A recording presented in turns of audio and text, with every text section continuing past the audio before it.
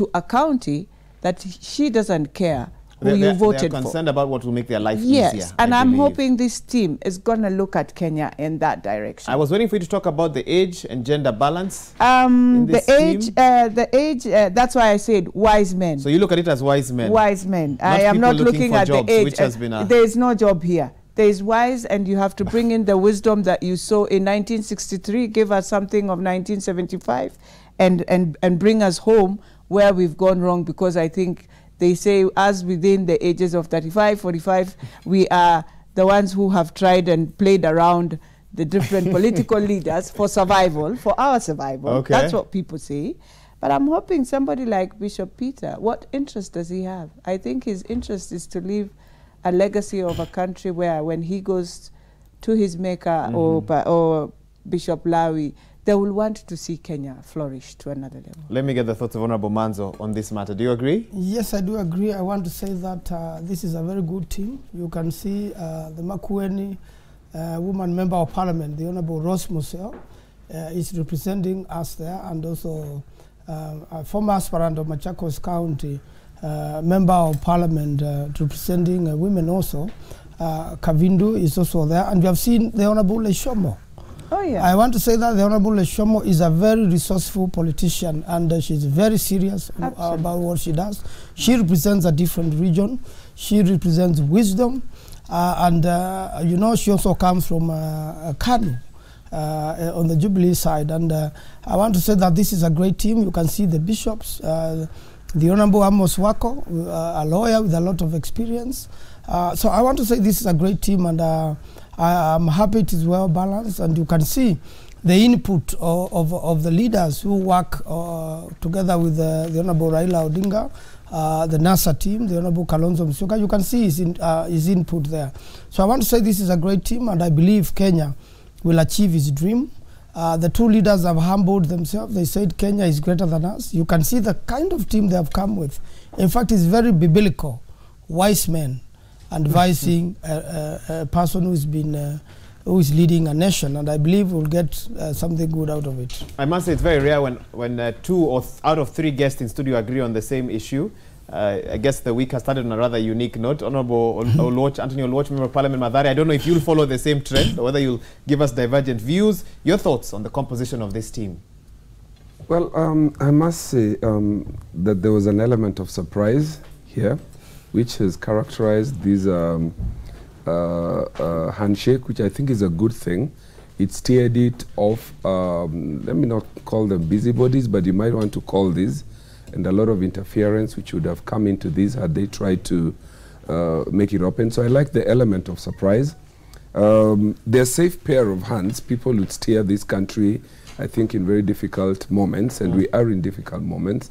So I think they chose to go for people who have steady hands, safe pair of hands, people like Amos Wako. I think Zacchaeus Okoth has a history with the change movement, especially the time that the church was involved with this. Bishop Lawi, the same thing. And I also agree about Leshomo. I think it was an excellent choice. They could have done better with gender, but I think 2 people out of the number that they had, 3, I think they did a good job. So I think these were difficult times. They needed a safe pair of hands and people who could steady the ship. Okay. Yeah. I want to get your thoughts on this, and this can be answered by any of you. Do Kenyans understand where this bridge is headed? Let's talk about some of the issues that they're supposed to be thrashing out as they meet, and we have some of those in a story that Jackie Maribe did, which you can have on the screen. Ethnic antagonism and competition, lack of a national ethos, inclusivity, devolution, divisive elections, safety and security, corruption, and shared prosperity. What will success look like for this team? And I can start with the Honorable Elachi. What will this team achieve that will make you feel like, yes, this team has been a success? Because we've seen teams formed in the past. In the days of former President Moi, there were teams that were formed, whether a dream team, an economic recovery team as well. But discussion has always been, do those teams achieve what they're meant to, or are they more hype than results? Well, first, this team has to understand that their current agendas are very critical also. As much as you look at your divisive politics, you will look at your unity in terms of your tribes. But what triggers that? what triggers us to start thinking of our political divides? So we need to look at the root. Yeah, and we should not run away from the causes of those problems.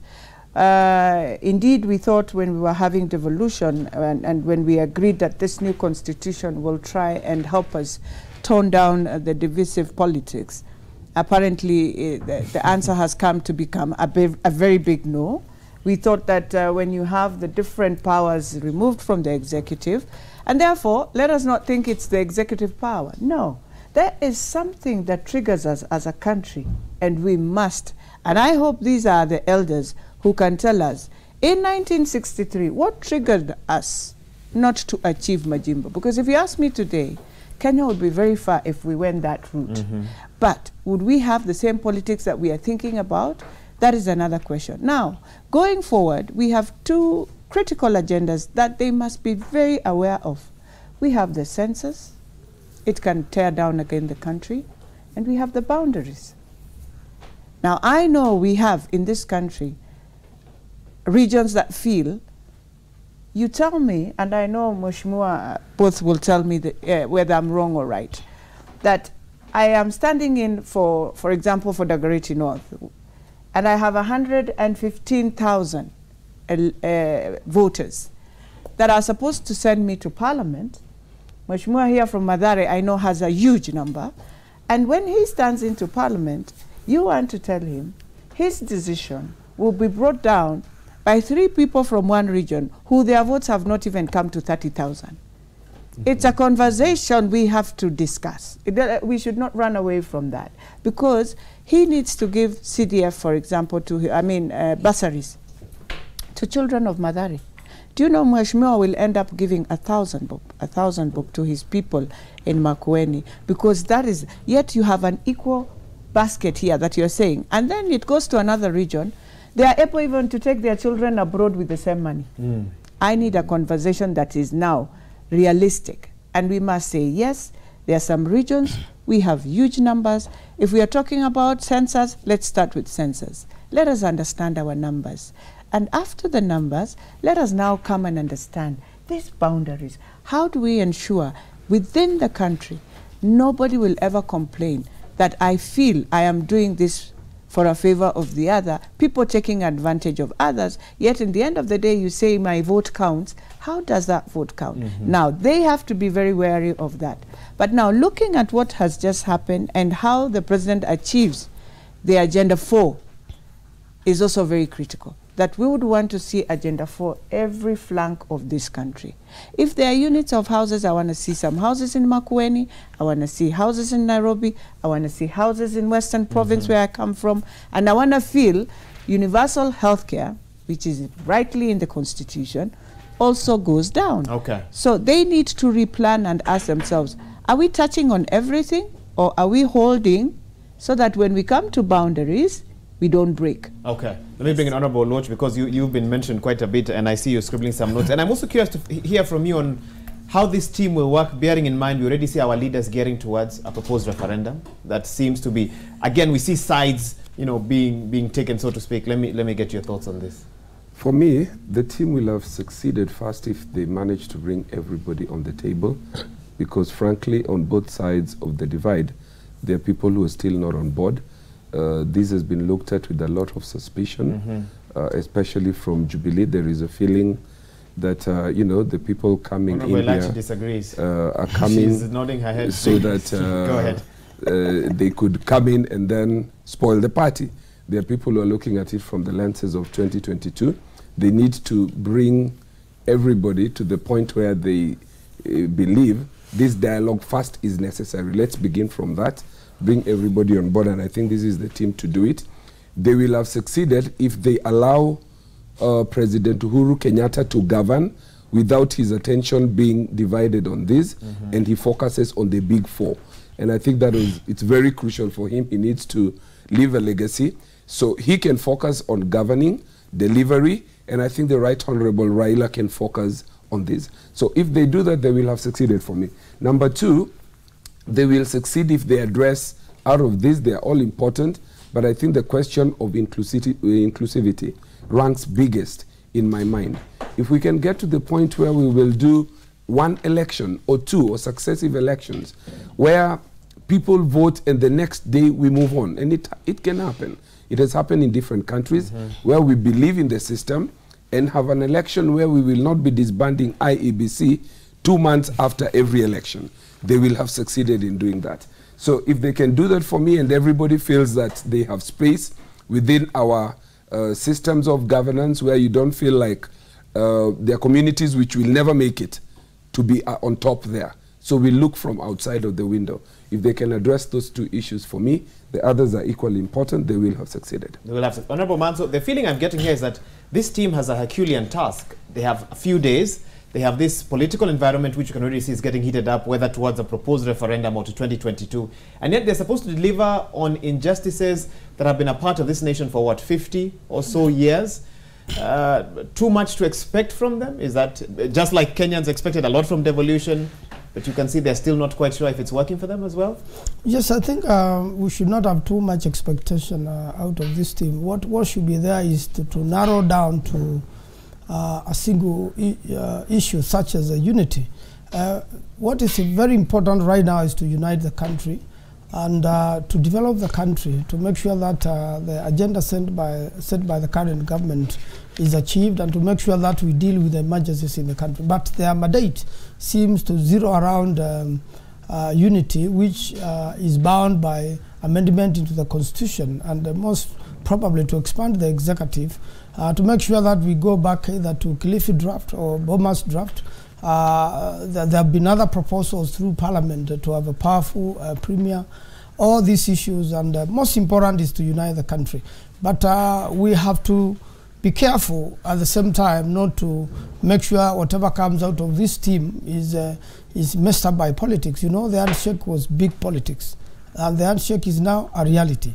And 90%. The leaders say it wasn't politics. it is big politics. It is in my big reading. Politics in your view. In my reading, and I can assure you that's why you see there is a lot of you know, things going on quietly. I think it is important now we put everything on the table and make sure that Kenyans are briefed constantly what is happening. I like the element of surprises, because too much consultations also don't work in this country anymore.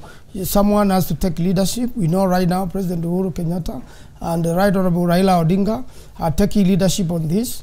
And this team is a great team. It has even got two great lawyers, Paul Mwangi and Amos Wako, Senator Amos Wako. This is very serious business for the country, and Kenyans have a lot of expectations out of it. But we need to narrow down to achieve one thing. Once we have unity, we have peace, then, you know, we will develop, because we'll have a tourism industry picking up again, and we look at serious things like security and health. You know, now we've got the floods in the country. It's a serious crisis. It's threatening, you know, a health crisis, and emergency situations have to arise. But most important is to have a peaceful country. I'm curious about the secret meetings that you mentioned in your statement. What meetings are these? Of course, you know, the first surprise, it occurred that the President and the Right Honorable Raila Odinga had been meeting, you know, of course, not publicly, but privately. And by the time there was handshake, there was a lot of preparation. After that, you have seen divisions, political ideas. Some people say we are opposed to an expanded executive. We want things the way they are now. The truth of the matter is the Constitution can no longer hold Kenya together with the current presidential system of government. We need a situation whereby you need all Kenyans on board, and every Kenyan to feel that changes they are the part of the Constitution will country. bring all Kenyans on board. Trust me, there has to be changes on the Constitution. This draft did exist. It's all that we achieved 80%. We need the remaining 20% to polish up our Constitution to be able to hold Kenyans together. I'm curious to bring in Honorable Elachi on this matter. I think she might not agree with you. Hold on one second, Honorable Elachi. Let me take you to page 6 of the Daily Nation. Yes. Deputy President ropes in NASA chiefs to oppose law change calls. Deputy President William Ruto has stealthily roped in Mr. Musalia Mudavadi and Honorable Moses Wetangula in his bid to oppose constitutional changes backed by ODM leader Raila Odinga in what appears to be an early start to the 2022 presidential campaign. Let me read one more paragraph. In the middle is President Uhuru Kenyatta, who risks losing either his newfound friend Odinga or his deputy, whose eyes are fixed on the top prize. Honorable Elachi, you can now come in. There's a lot of politics. All this happening with the unity team as well. I don't know how they will manage to, sort of achieve their task while at the same time managing the politics that will be around, the formation of the team and how they'll operate as well. But let me get your reaction to what Honorable Manzo well, the referendum. We can still have a referendum. We need to ask ourselves, when do we want to have this referendum? You ask me, the referendum should be the 7th box in 2022. In 2022. To answer that question. Okay. But at the same time, let us not find ourselves so much pulled with the referendum, and then you lose out the very critical issues that we started with when I was saying we need census, we need boundaries. But at the same time, I need to ask, if I'm going to a referendum, I want Kenyans to be bold. Let us reduce our counties. They're too huge, too huge. Let us reduce the numbers of members of parliament. How many counties? I'm curious to hear your proposals. Well, if we can come to half, the better. 22 there. Okay. We will have done our country justice, and we will now agree on this, because we say we want to have 47 counties, and then when we come to development, we want to come back to our regional blocks to survive. So why can't we just be bold and say, fine, for us to have the best counties, to see a county like Lamu and Isiolo flourish? Because if you have a governor who is being voted in with 54,000 votes, then you have another one with I don't know how many votes, and then when you want to now start developing, you have to come to Kilifi to work together with Tana River. I mean, then just work together, agree. You can have that region. We need to ask ourselves whether we want to have those governors because you think they'll be very powerful. My only biggest worry is that I think as a country we like creating development, jobs for people. 10 years down the line, we have governors who are just about to leave. You want to create for them another job through a tire of... those things, we must be very critical on the table that we are not creating jobs. We can decide administrative-wise, let us remain 47 the way we are, administrative-wise, and shareable of revenue should continue that way. But politically, we can now pull in together if we are serious to unite our country. But if we are not serious in uniting this country, then you can tell me, split your country more and make it into now I don't know how we will do it in Northeastern, because now we'll have made them to go into their real clans. So that will not be Kenya anymore. That will be a piece of something very serious that will bring crisis that we have never seen. So I'm not saying it is wrong to do the referendum. I am saying then be bold enough and look at our 20% that we said this we did wrong. For me, what I will say, for a country to move Kenya, let us not run away that we have 7 tribes that must be on this table every time. Okay. That one I don't want to run away. You must have a Mkamba there, you have a Luya, you have a Kikuyu, you have a Kalenjin, and they must sit within if you want Kenya to move where it's supposed to go. So let's not lie also and say we will have this way of doing work. We saw the nullification, we need to ask ourselves. So are you saying those tribes must be there, or you're saying we need to stop always talking about having those tribes in the middle? No, we have to, inclusiveness. That's what kills Kenya. We must be all. And if they want to feel all of them have to be on a table somewhere, fine. But not in the recreation of this referendum we are talking about, because then you want to tell me we're going to do 15 positions to accommodate everyone? Come in, let me get your thoughts on this. I think I agree with her, only that the model she wants to prescribe is not so clear. How do you arrive there? Because this thing called referendum, it's not something we are afraid to talk about. We put it in the Constitution, and the reason we put it there is that every so often we need to ask the people, is this working? Do we need to relook it? And then we go outside of our parliamentarians and ask them to make a decision. My fear is if you do this too close to the election, you will make this election more heated, more contested, and more divisive. And if you come out with a bad result, you'll have a worse problem than what we already have. I think I agree with people who say let's sort this thing early, and I think the president needs to be removed from this to govern, so that we don't have a situation where we are politicking and every day the president and the prime minister are in the middle of pulling left and right. If we can do this and complete it by 2020, people go to the election knowing this is where we are. We need to have everybody on the table. The reason we need to have everybody on the table is that we will then have an election where people do not feel that we will go to this election and either you run for president or deputy and then hit the highway. If you're not there for the next 5 years, the next 20 years, you remember Jubilee had a plan. They said Uhuru will do 10, and then Ruto will do another 10. So when will Manzo ever be president? Manzo is now going to his 50s, so you're saying Manzo has to wait. When will the MP for Mathare ever be president? I mean, we need to look at the person in Pokot and the other far-flung areas. So let's bring down this thing and go back to Bomas. I don't know for what reason we ran away from Bomas. I think somebody, somewhere, or some people cut corners when they thought, I think I like this power, the way it's concentrated, and I think I will get it. And then when it didn't come to that, then you end up saying, no, we made a mistake. I think we need to go back to Bomas. It was the best thing that this country could have had. We have had, nevertheless, that the reason why Bomas was not fully implemented is that there was some sort of political agreement by both sides. Why do we then see a faction of our politicians then saying that it's that side that did not implement the Bomas draft? Yet we know for it to get to what we have now, there was some sort of mutual agreement.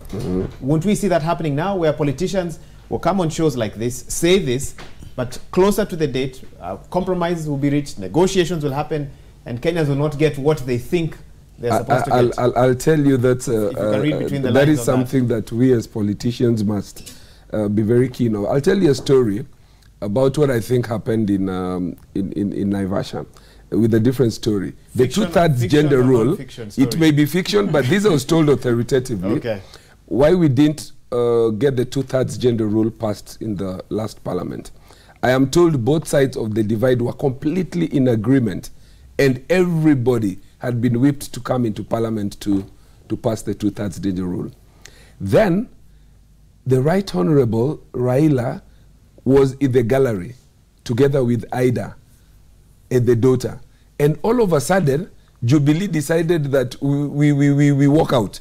And the reason they were walking out, I'm just reporting what I was told, is that Raila was going to get credit for the passing of the two-thirds gender rule. So what would have been a historic nini for women ended up being a victim of politics, like who will get the credit out of this. So we need to look back and see we avoid these situations. What happened in Naivasha may have been a similar thing.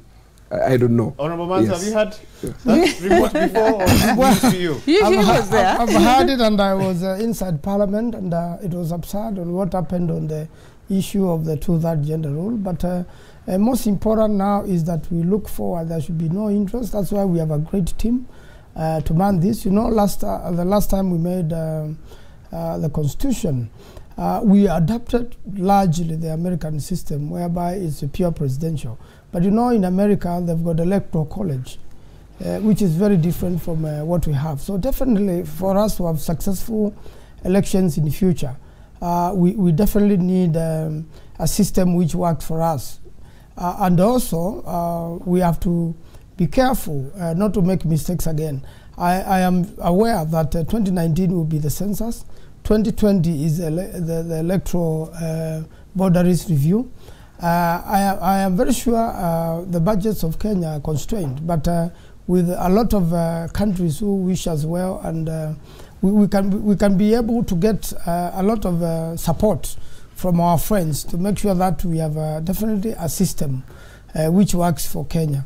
And I believe the team is working on that, and I believe the President and Right Honorable Raila Odinga and their teams are going to make sure that if it's a referendum, it does not affect, does not constrain our budgets.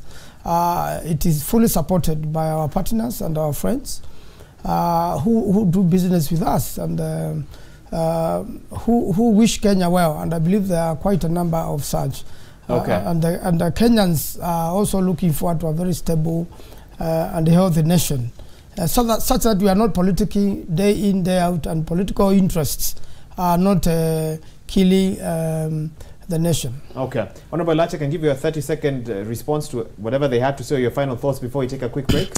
For me, I think the most important thing is to ask ourselves that if we want to even go to a referendum as a country, do we want a parliamentary system, or do you still feel the executive system is the best for us? Because I think that's where it splits us. And if we go back, I know right now we will blame the deputy president, but don't forget, in Naivasha when we were there, that time, he really pushed for a parliamentary system. We really pushed him to an executive, but we realize now what he wanted was the best system for this country. The key agenda for even this team is not to go so much and deep, get yourself in so many things that we know can also bring up a lot of antagonism. I think the best they can do is to sit down and be honest to the two leaders. Just be honest. First of all, I've always said, I believe, maybe it's my opinion, that by the time we are finishing this spirit between the families of Jaramogi Oginga Odinga and the families of Kenyatta, maybe we will have a different. And I appreciate that they've come in and realized the spirit of 1963 of our fathers still hoovers our country, and it's only us as sons to make it right for the country. And therefore, whoever takes over 2022 will get the blessings that you're taking over now a country on a very different spirit. So for me, I look at it and say, we might, we will find ourselves fighting, 2022 presidential. That is there. The person who wants to become a president 2022 must realize the competitors are so many, and there will be many. And therefore, don't antagonize yourself with that. Let the country breathe in a new air for you, whoever takes on 2022. Okay. Yeah.